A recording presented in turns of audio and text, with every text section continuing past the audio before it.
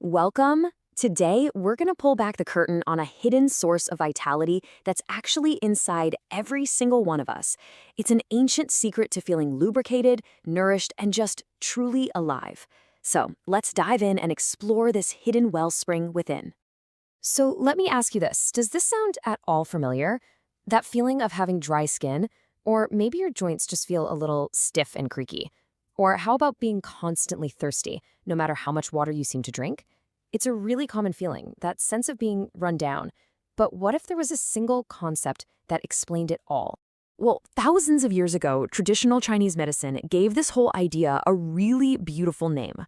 Just like this ancient text says, our body's fluids are like a sweet spring. They're the very source of our life and our energy. And this isn't just about drinking water, it's something way more profound. Okay, so let's get right to the heart of it. We're going to talk about a concept called Jin-Ye. This is the absolute key to understanding that inner sweet spring and, more importantly, how to keep it flowing. So what exactly is Jin-Ye? Simply put, it's the big umbrella term for every single normal, functional fluid in your body. We are talking about everything here, from the really obvious stuff like saliva and sweat to the less obvious things, like the fluids that cushion your organs and keep your brain healthy. Think of it as your body's entire internal irrigation system. Now it gets even more interesting because Jin-Ye is actually made of two different parts. On one side, you've got Jin. These are the light, thin, watery fluids. They move fast and they're found more on the surface, like the sweat that cools you down. Then, on the other side, you have Yi.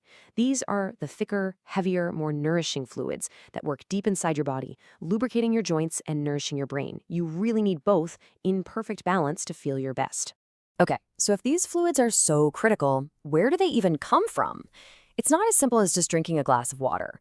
Your body has this incredibly sophisticated internal factory that's totally dedicated to producing and distributing Jin-Ye. Let's take a look at the assembly line.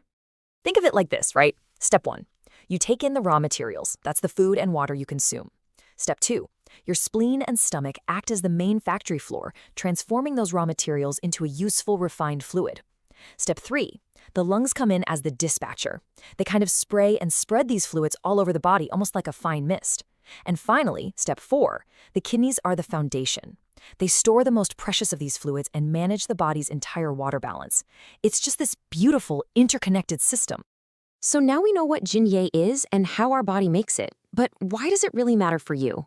Let's connect the dots and look at the crucial functions that directly impact how you look and feel every single day. This is the so what. Jin-Ye is literally what gives your skin and hair that healthy, moisturized glow. It's what lubricates your joints so you can move without feeling creaky, and it keeps your eyes and nose from feeling dry. It's also a fundamental building block of your blood. And, super important, it helps regulate your body temperature and maintain that essential balance of yin and yang. So yeah, if you feel off, there's a good chance your fluids have something to do with it. Now for the good news. You have a huge amount of control over the health of your internal spring. So we're going to walk through a simple 3-part plan to help you protect and build up these vital fluids. All right, the most important place to start is with what you eat and drink. In Chinese medicine, they call this opening the source, and that's because your diet provides the actual raw materials for your body's fluid factory. It all starts here. So what should you be eating? Here we've got some fantastic fluid-building foods. Things like pears, lotus root, and that white fungus you sometimes see in soups are absolutely amazing.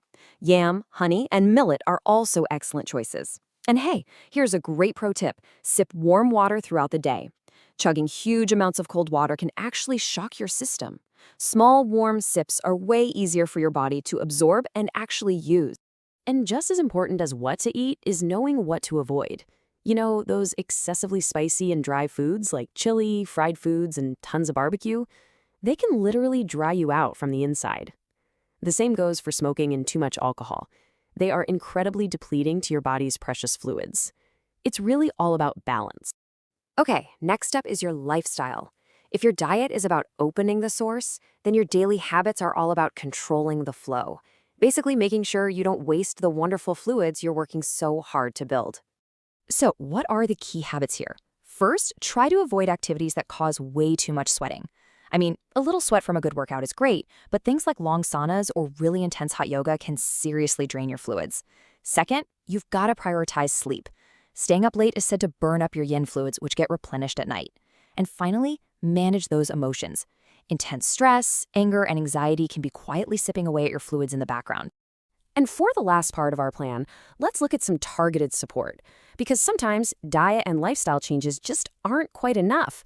And that's where traditional Chinese medicine offers specific remedies to help get you back in balance. This chart here lays out two really common patterns. On the left, you have fluid deficiency. That's going to feel like dryness and thirst. For that, foods like pears and teas like Ophiopogon can really help replenish you. But on the right, you have fluid stagnation, which is also known as dampness.